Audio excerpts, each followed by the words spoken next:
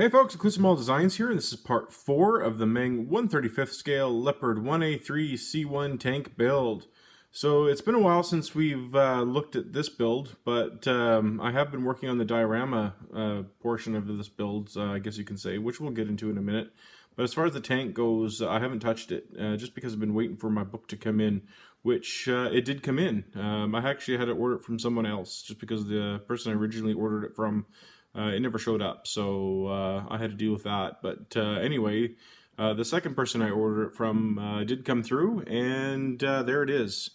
So very happy. So if you are attempting the C1, definitely get this book.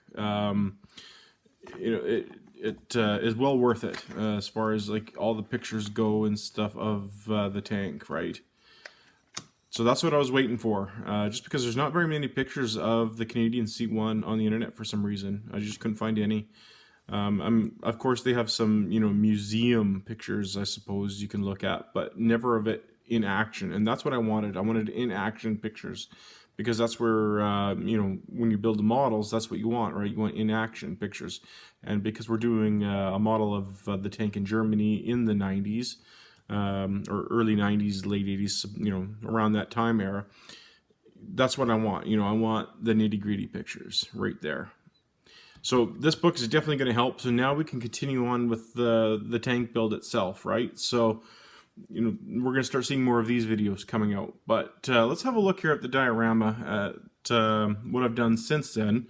So we're just going to remove the tank because we haven't really done anything with the tank. So I've done the street for the most part. This is just using my Optolong oil paints and a few other, like my weathering kits and things like that. And then I've also, while this was semi-dry, took this outside and just, hucked some dirt at it and stuff like that. And kind of made it all gritty and stuff. So kind of happy with that. And then I put a bike in there. That's actually just from my World War II set there. Because this is in Germany, that might have been left behind during World War II, right? And we'll paint this up maybe in a different color. I took a couple of, or left a couple of parts out, from World War II that might have been on there. And we'll paint this up maybe in like a blue or something that maybe, they restored and just turned this into a normal everyday bicycle. Something to add to your set. So, something fun to add to your diorama, right? We'll make this fun. So nothing's been glued on yet. Again, this is just for me showing you. And here's the fence. So this is turning out nice. Now, you can see through the fence here. I'm going to try and get the right light. See, you have to carve that out yourself. It's all solid. You don't have to, but I think it looks better if you take your X-Acto knife and like you start carving through the fence line. Now be very careful when you do that. You can cut yourself. I did, and cut myself actually pretty deep. It's healed since then, but it's well worth it if you want to cut through. There, that's probably a better angle. There's not much detail on the back side of this, but you're not going to see it, right? Because this is where you're looking at your diorama. But it's well worth it if you want to, to have a better looking diorama. Like in the original video, I said I wasn't going to use the fence. I was going to leave that open. But I actually decided to go ahead and use the fence. I actually kind of liked it. The reason why I wasn't going to do it originally is because I didn't like the look of it. But I thought, you know what, let's just let's fart around with it. Just because I was waiting so long for the book to come in, right? I was kind of getting bored. And I thought, well, let's fart around with this. But I actually like the turnout. I will be spraying a flat clear over top the fence because I don't like the the shininess. But again, this turned out really nice. And then the grass there, I will be actually using like the real fake grass, I guess you can say. This is just me just doing a base color, and that's just using the pigments, the MIG production pigments, as my base layer.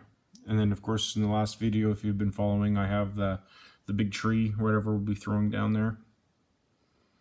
So once we get that in there and then putting the fence in, it's going to look really nice. So that's that. And then the roof, because the roof's in Germany, for the most part, at least, going off this picture, a lot of them are like orange. That's just my first layer right there. So it's coming along nice. It's not glued on yet. Again, this is me just, starting everything off. And there's the inside. You're not going to see any of the inside details. The door isn't installed yet. I will have the door closed, just because of there's no inside details, and that's where I plan on installing, or keeping the 9-volt battery, right? And I will have a porch light, and I do plan on having the tank lights lit. So I'll just be basically running a wire down through the road, which you won't see. Like, here's the MDF board, right? And then I'll have the wire underneath the plastic here. So you'll never see the wire, of course. And then we'll have a porch light as well. And then right here is obviously the window. And then I actually plan on just using some fabric, some real fabric for drapes. Might as well add as much realism as you can, right? So that's as far as we've kind of gotten on this. It actually takes a lot of time, especially using oil paints, because oil paints take forever to dry. But I find they work really well for things like the road and stuff. But you don't want to touch it, because oil paints take a long time to dry. But I think they turns out really, really well.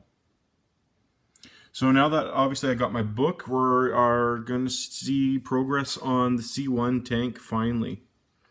Right, because now I get to see all angles of the tank to get it done correctly.